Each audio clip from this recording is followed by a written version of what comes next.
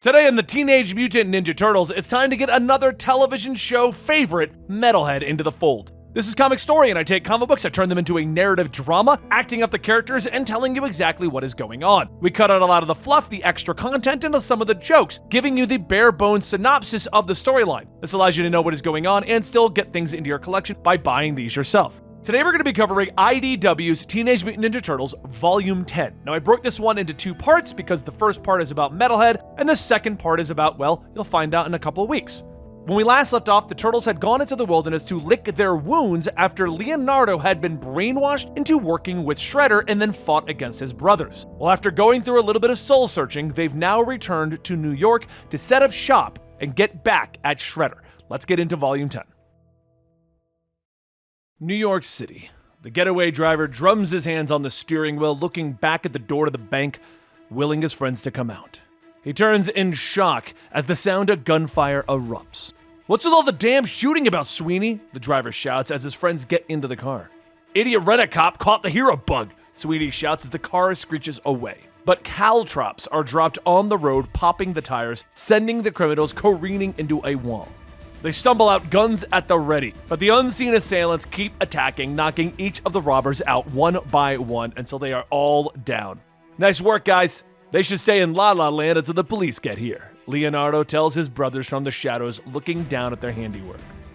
"We stopped those dudes like real crime fighters," Mikey laughs, and Donnie tells him that it isn't about being crime fighters. Donnie's right. It's about honing our skills. Quick strikes, silence, discipline. "We're rusty and we need to be in top form if we're gonna face the Foot," Leo tells him, and Mikey agrees, just letting his brothers know that it was cool. They leap off into the night, hoping to get back into the swing of things before Shredder knows that they are back in the city. Earlier, an armored car was attacked by a giant rhino. Rocksteady destroys the armored car while Bebop rips the guards free. While the mutants take care of the guards, the Dragon Gang members begin to steal the cash out of the back of the truck, and their leader, Hun, smiles while he watches. Hun now stands before Shredder, those bags of money at his feet as he reports what happened on their job. "It's all there if you want to count it," he finishes, but Shredder waves his hand. "That will not be necessary, Hun. You've already proven your word is trustworthy." Shredder tells the gang leader, motioning to Karai, telling Hun that he will be leaving the city for business and that she is in control of the Foot. "Her commands are my commands," he tells Hun before ordering the others to leave so that he may speak with the gang leader alone. He then stands before Hun, telling the man that he has proven his worthiness. "The time has come for us to speak at length about your son," Shredder tells him. Back over at their secret hideout, Casey Jones turns off the TV, telling April that he needs to leave and check in on Angel and find out the situation with the purple dragons. April nods, concern on her face, asking Casey if they can talk soon about what comes next: school, jobs, and money. As she begins to go into talking about college, Casey kind of pauses for a moment before telling her that he needs to leave. "We'll talk about it when I get back, I promise," he tells her as he leans in for a kiss, and Donnie and Leo come down the ladder with Casey saying hello as he quickly leaves the hideout. "That man was in a hurry," Leo comments quietly, and then they turn to April, who tells Leo that Master Splinter is waiting for him downstairs. After his brother leaves, Donnie helps April begin to pack up some of the destroyed tech that is lying around, and he asks her what's wrong, pointing out that she seems stressed. She sighs, confessing that she's been trying to talk to Casey about going back to school, but she's beginning to realize that that might not be what Casey wants. Donnie nods, explaining that it does hurt when you can see something bad coming and nobody wants to listen. And she knows exactly what Donatello is talking about. "The Technodrome, huh? So what's the plan? How are you going to stop it?" Donnie nods, looking at the box of mostly destroyed tech. "Well, Professor Honeycutt sent us the schematics for a functional teleporter. That's a game changer when dealing with Krang. I'm going to need help from everyone, but it doesn't seem like anyone wants to listen now. But I know I'll get through to everyone eventually, just like you'll get through to Casey. He'll make the right choices, you'll see," Donnie tells her. And April nods, just hoping that Casey doesn't let his old life drag him down. Back over with Hun. He opens up the door to Sakara Bry, ignoring the regulars who try to have a chat with him. "Give me a club soda neat," he orders, leaning over the counter, speaking to Brooklyn the bartender. "I'm looking for my boy and that girl of yours," he tells him. But Brooklyn tells him that he hasn't seen Casey since Hun put him in the hospital, and Angel hasn't been around all day. Brooklyn starts to get mad, yelling at Hun. "You leave my Angel the hell out of it. She's got nothing to do with you and your stinking little gang anymore. Now get the hell out of my bar before I call the cops and have them toss you out."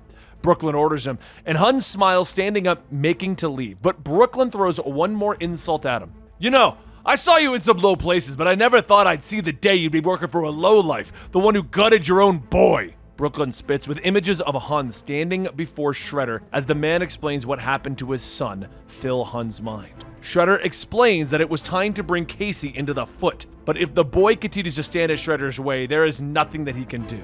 If you cannot do this, there is little time left for your son.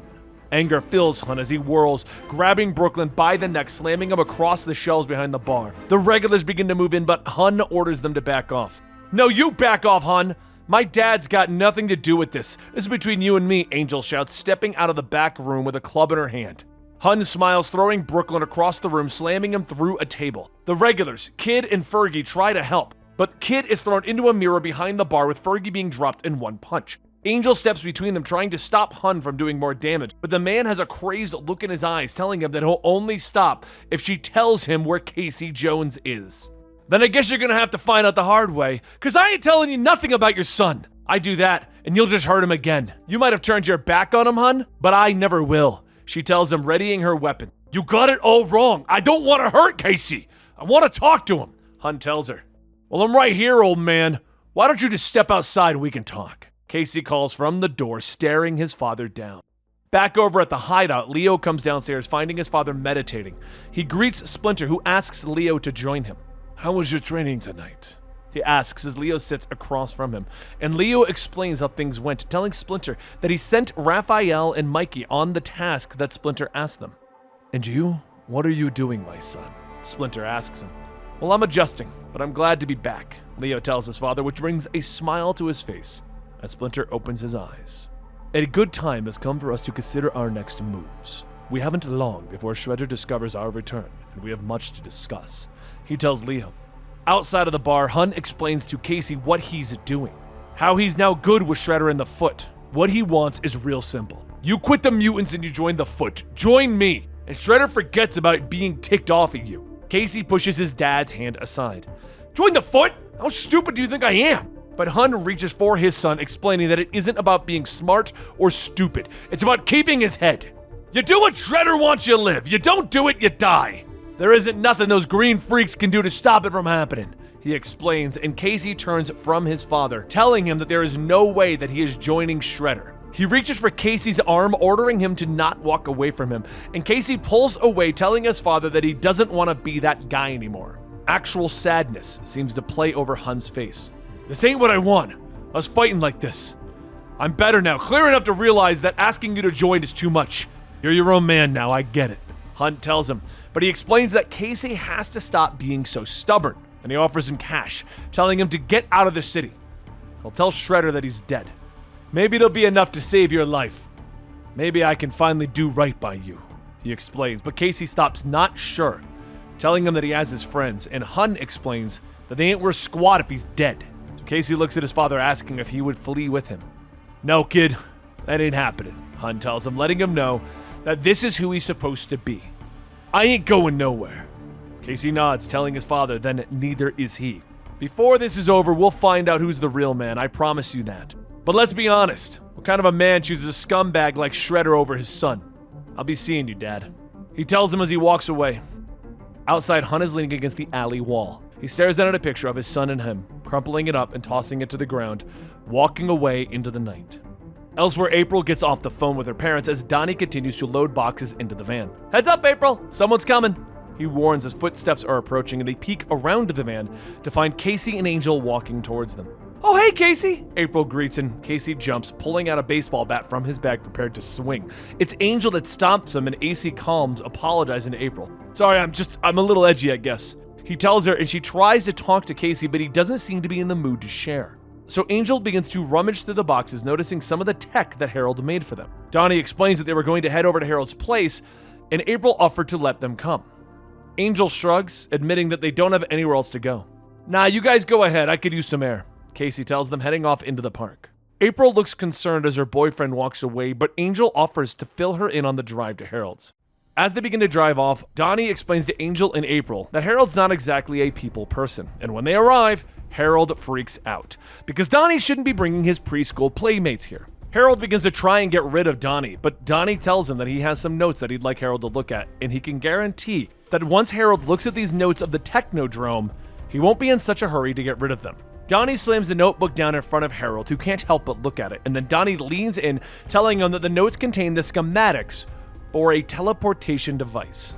Donnie begins to tell him the only important thing right now is figuring out a way to stop the Technodrome, the apocalypse machine that he was telling Harold about, and that this teleportation device might help them. When Harold asks Donnie why he brought the schematics to him, Donnie sheepishly tells him that they need his help building this device. They begin to go back and forth, with Harold debating if he should even help them because last time he helped them, they destroyed his devices, but they explain that things like his anti-grav gloves helped them get Leo back into the Turtles, back into the family. But eventually, Angel lifts up a tarp and underneath it they find a robotic-looking turtle. Donnie wants to know what the hell it is, and Harold awkwardly explains that he felt the Turtles had the most functional design for this unit's purpose. April wants to know what that purpose is, and Harold tells them security. He explains that after Donnie saved him, he realized that Donnie's skills combined with his armored shell were extremely adaptable. So keeping those specs in mind, he developed a security unit. And it's still in the early stages and needs extensive beta testing, but it's coming along nicely. He pulls out a remote from his pocket as Donnie, April, and Angel all agree that it looks creepy. And Angel asks what is the turtle bot called. Harold admits that he hasn't given it a name yet. So Angel decides that its name will be Metalhead.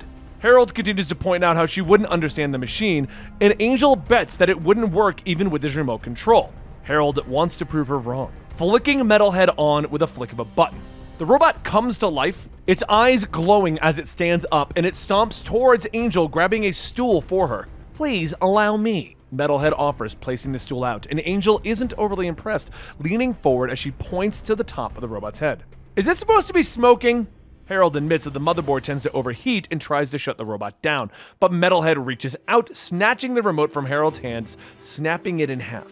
It reaches out, grabbing the inventor by the shirt, pulling him down while its arms begin to wind up. "Harold, look out!" Donnie yells, jumping and pulling the man clear as Metalhead lashes out with his fist and breaks the concrete where Harold just stood. He then turns, scanning April. April O'Neil, intern, it notes as April backs up, but suddenly its eyes go from blue to red as it stomps towards her. "Eliminate!" Angel smashes it in the head with the stool, knocking its laser beams aside, saving April, but Donnie grabs April, helping her hide under a table while they deal with the robot. "How did it know my name?" April asks, turning to Harold. "I may have programmed every employee list from the StockGen database into its memory." "What on earth for?" To protect my genius from Stockman, of course," he tells her. An Angel dodges as Metalhead fires another laser blast at her, Donnie leaping in trying to help, but his staff cracks on it, hitting the robot's head. Metalhead turns, throwing Donnie aside with his anti-grav arms. He then turns, his other arm transforming into a machine gun that opens fire. Donnie and April leap clear as they are showered with bullets. "I'm gonna kill you, Harold!" Donnie shouts, taking cover, but the arm then transforms into a flamethrower, roasting the boxes that Donnie is hiding behind. April calls out for her friend, bringing the robot's attention to them. It transforms into a car, roaring towards April and Harold. Quickly, they jump out of the way, forcing Metalhead to go skidding into a stack of boxes. Angel then orders Donnie to get the others to safety, pulling out her Eskrima sticks. She jumps in front of the exosuit's glass case, smacking the sticks, getting Metalhead's attention. His arm rotates again, firing another laser that shatters behind her. "Another laser? Harold? Seriously?" Donnie asks from cover as Donnie prepares to jump out and help Angel with the fight, but they both look to see that she is now wearing the exosuit. She flexes, smashing a table using the anti-grav gauntlets. The table flips across the room, but Metalhead turns it aside as he smashes it with his fist. He turns his machine gun arm on her, but Angel dodges away, allowing the bullets to shatter the lab behind them. "Where are you, preschool?" Metalhead asks, scanning for his target. "Behind you." Angel smiles, turning off the camouflage. She tosses a grenade at Metalhead, slowing him down long enough for her to leap over another laser, smacking him hard against the wall. The robot struggles to get up again and finally deactivates. The others come over to her, patting her on the back. "I knew you were tough, but that ruled! You handled that tech like a natural," Donnie tells her with a smile, and Harold agrees, turning to her. "What did you say your name was again?" he asks, and Angel smiles, striking a pose in the suit. "Me? I'm nobody. And we have a new superhero in the world of the Teenage Mutant Ninja Turtles, Nobody. And yes, you're going to see more of Angel as Nobody. But we gotta cut over to see what Leonardo and Raphael are doing, and we're gonna be bringing that to you in about a week or two. So make sure you subscribe, hit that notification bell, and I'll see you here for your weekly Power Rangers Teenage Mutant Ninja Turtles catch-up.